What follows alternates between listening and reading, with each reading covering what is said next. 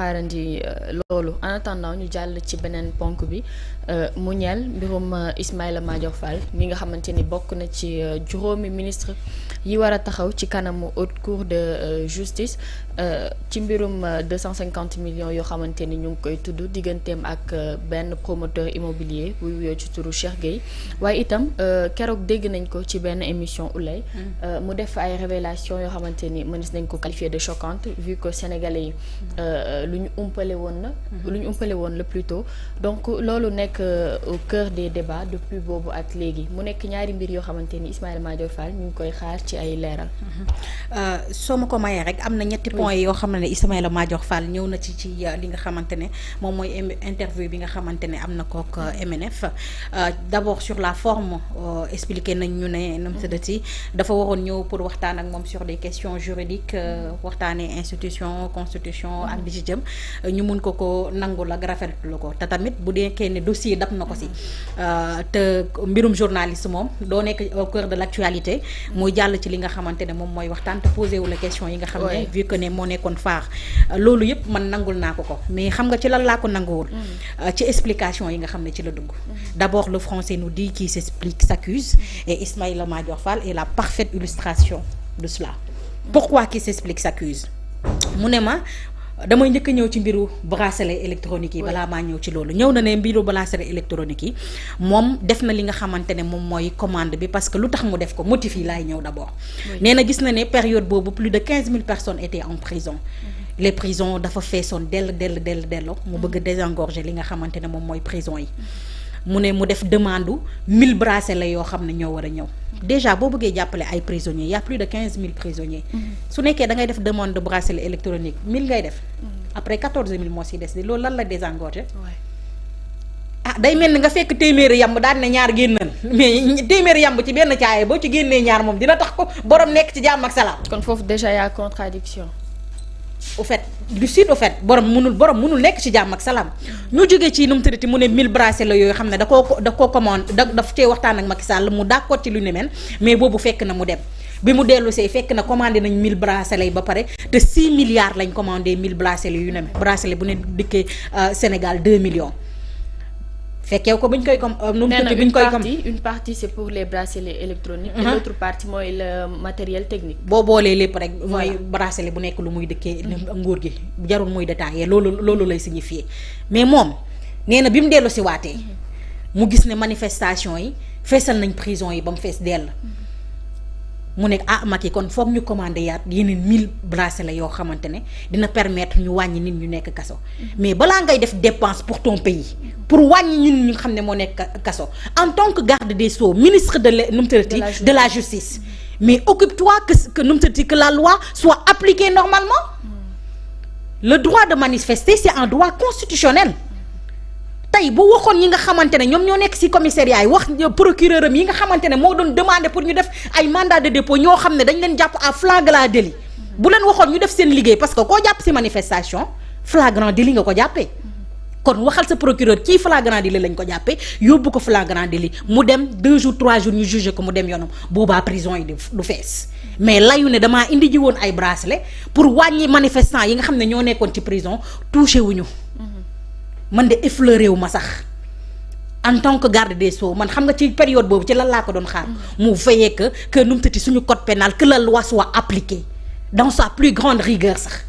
moom mooy le droit de manifester ñu accordel ko Sénégalais yi les manifestants bu ñu leen jàppee ñu ngi leen jàpp en flagrant délit ñiy toog ci plateau télé yi bu ñu leen jàppee ñu ngi leen jàpp en flagrant délit kon balaa nga leen di jël di leen placer sous instruction ba pare teg ubbil leen information judiciaire yi boo xam ne mun nañ def 2 ans 3 ans ci kaso bi ci loo xam ne du dëgg du yoon konoon nga inciter yow procureur yi nga xam ne ñoom ñoo fa nekkoon parce que tamit c'est lui qui exécute li nga xamante ne moom mooy kii politico pénal bi parce que c'est le président aujourd'hui moom mooy def politique pénale bi mais c'est le garde des Sceaux aujourd'hui moom mooy dawal li nga xam ne moom mooy politique pénale bi kon mënoon naa woom ay procureur ndax ay procureur ñooy sàkku mandat de dépôt bi juge d'instruction bi buñ sàkkoo mandat de dépôt y a des articles yoo xam ne ñoom la ñuy tuddee ay articles liberticide entre article 56 ba article 100 ak 250 kii bi boo ko dugalee rek yooyu yëpp day nekk article yoo xamante ne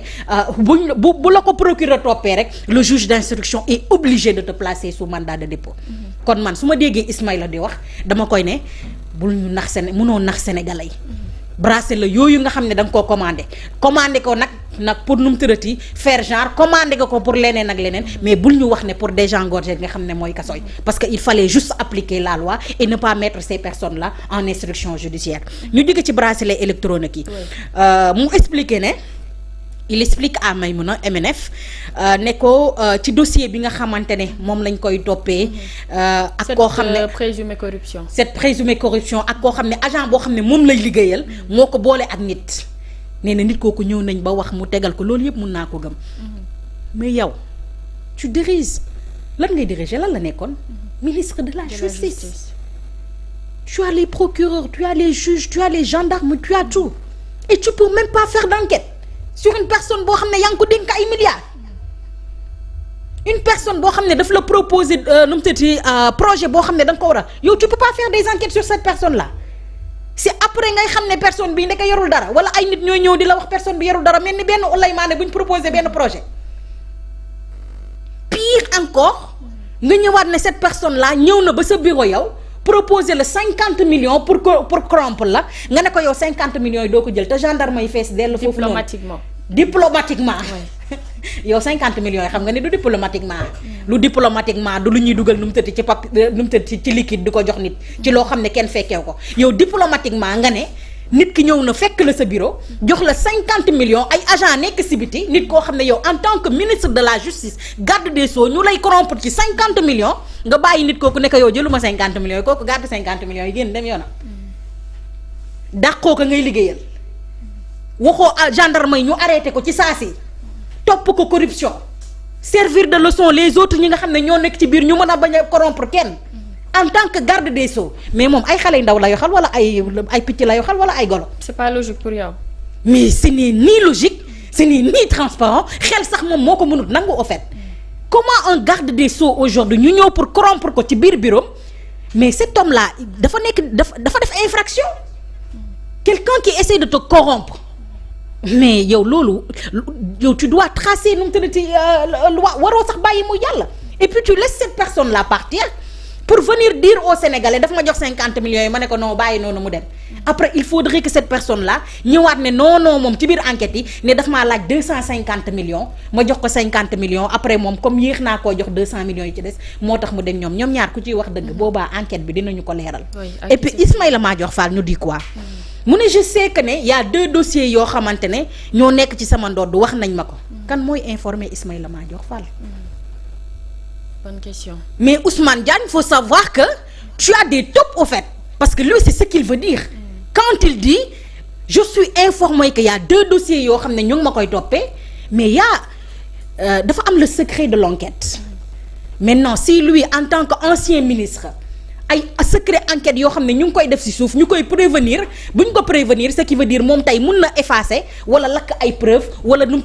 tëddee changer enquête bi ñooñu di ko prévenir Ousmane Diagne war na xool ñan la déjà et il n'est pas la première personne à avoir dit ça.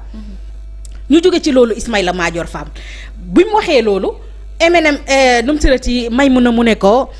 ci affaire yu légère yooyu nga xam ne sans preuve sans rien nan lañ ci mën a ñëwee enquête di la topp mais Maïmouna je suis désolée du c'est pas parce que je suis prétentieuse mais il suffit juste d'un indice pour ubbi enquête ça c'est écrit indice la nu mu tëddee police soxla pour tijji li nga xam ne moom mooy enquête déjà ñu ne am na 50 millions wala 50 moom mu nee na 50 enquête bi convoqué ko xamagul lan la il suffit juste d'un indice parce que nit toog na ne laaj na ma lii jox naa ko lii annulé na li yëg leen ça c'est un indice maintenant indice boobu la ñuy topp indice bi bu ñu ko toppee boo xamante ne ñoom jàpp nañ ne téye nañ lu dëgër du ñoom ñooy wër ay preuves les enquêteurs ne cherchent pas de preuves ils cherchent des indices. D'accord. dañ koy jébbal ki nga xam ne moom mooy procureur le procureur nag bu gisee ne lii indice yi nga xam ne am nañ ko diis na boobaa la koy jox juge d'instruction c'est lui maintenant qui fait des enquêtes à charge et à décharge le juge d'instruction cherche à te charger ou bien à te décharger maintenant nag yow bu ñu la décharger bu ñu la charger ba nga fees foofu la ordonnance de nu mu tërati renvoi bi ordonnance de renvoi bi pour nga dem jugement boobaa nag c'est le juge qui cherche des preuves. D'accord. pour dire juste à MNF que c'est pas à elle de juger si c'est légère ou pas. Et que les enquêteurs n'ont pas besoin de preuves aujourd'hui pour boole ko ci dossier wala bañ a tijji ci dossier. Ils ont juste besoin d'indices. Et seulement ce que Ismaïla nous explique, c'est des indices. Ce même Ismaïla Madior Fall nous dit que ne ñëw na fekk li nga xamante ne moom mooy dossier li nga xam ne moom mooy hôpital bu Ourossogui ñu classé ko en secret défense. En tant que ministre garde des Sceaux lan la waroon def balaa commencé loolu lever secret défense bi ci li nga xamante ne moom mooy construction hôpital boobu mais moom nee na dafa yagari dem ba Macky Sall ne ko léegi yow dossier bii ñu jël Am Sall jël ko Malick Sall jël ko dugal ko secret défense moom nu may def kooku ne ko doxalal nee na moom mu yagari te li muy expliqué ci matade la koy expliqué ci matadeem moom mu dawal dossier boobu nee na construire hôpital ci secret ci loo xam ne dañ ko dugal ci secret défense lan la waroon def bu nekkoon nit ku jub la dina ko ne mais Macky peut-être yow xamul loolu waa ingénieur nga mais man xam naa luy loi xam naa lu code pénal bi wax xam naa lan mooy secret défense ak lu dul secret défense lii dañ koo war a yëkkati d'abord secret défense bu ma koy yeggali ma yeggali ko léegi moom Ismaïla Madior moom léegi moom ci li mu expliqué moom démb moo ko MNF xaw ma lu ñu doon joué xaw ma théâtre lu ñu doon joué ñoom léegi ñu ne ñoom moom li mu doon expliqué kan la bëgg ñu gëm ko je peux comprendre et que d'ailleurs il aussi il essaye d'induire les enquêteurs ci loo xamante ne après ça peut l'arranger nee na c'est vrai que c'est un ancien ministre et que derrière moom il s'attend même pas à ce que ñu jaarale ko ci yoon yóbbu ko ci assemblée nationale pour nu mu tërati ñu voté pour ñu yóbbu ko haute cour de justice pour moom loolu perte de temps la nañ ko woo enquêteurs yi waxtaan ak moom xawma lan nag je lui dis j'espère que vous n'allez pas tomber dans ce piège là parce que c'est cette même personne là tey bu ñu ko yóbbuwul assemblée nationale jaarale ko ci yoon bi ñu ko war a jaarale ba voté li nga xam ne moom mooy résolution de mise en accusation bi jox ko ki ñu ko war a jox ba mu jaar ci même procédure bi kooku mooy dem ci juge d'instruction bés bu ko renvoyer pour ñu jugement mu ne leen dafa am vice de procédure te effectivement day am vice de procédure te boobaa que def naam defut lépp day tëmb ci ndox. Et pour terminer ak yow Ouleye même ci biir au cours de cette émission mi ngi wax ni moom am na yu mu xam donc bu ñu ko pousser à ce que mu révéler loolu. te doon farbalu rek. tu sais xam nga waaw mais bu Bougane Gueye Dany di sonko Pam Malick Ndour di sonko keneen moom su ko neexee mu farbalu rek. wax ne nu mu sërati moom bu ñu ko jàppee mun na tëmbal ay nit rek mun na daaneel ay nit pour peut-être xam naa pour nit ñooñu mun koo dégg lan la mais c'est normal qu'il a des secrets défense c'est le garde des Sceaux il était le garde des Sceaux le ministre de la justice mais kooku mais dossier yëpp yi nga xam ne dafa nekkoon secret défense mais bien sûr que ça passe sur toi bien sûr que am nga yeneen dossier képp ko mosoon a njuuj njaaj mu am dossier yoo xam ne Macky Sall teg na ci concam wu diis woowu moom yor sûrement moom yëgoon na ko léegi nag bu nekkee partem lay menacer pour ñu taxawu ko soutenir ko dinaa ko ne Farba Ngom romb na fi de ay soos lu ne togg na ko te pourtant mu ngi fa la nungu siin kenn waxatul ay waxam bu nekkee ne nu mu tërati day farbalu na xam ne Farba Ngom def na fi conférence de presse wax naa wax a wax ba dugal boppam te tey mu ngi nungu siin kenn waxatul ay mbiram c'est juste ça tout ce qu'ils disent là loolu bataille médiatique la bataille politique la ak seen biir la ak li ci jëm mais je ne pense pas que ne amal na intérêt bi am boo xamante ne tey boo xamante ne am na loo xam ne ñu ngi koy nëbb ci période entre 2021 ak 2024 moom dina ko xam ndax franchement moo nekkoon gàddaay soo te scandale yi gën a mag yi nga xamante ne Macky Sall tegoon na ci concam moom ci la noom tëddati yëg na ko. Très bien Ouleye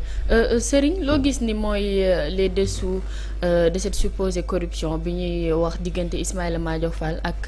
ce promoteur immobilier ndax toog nañ fi ñu gis ni bokk na ci les ministres yi nga xam ni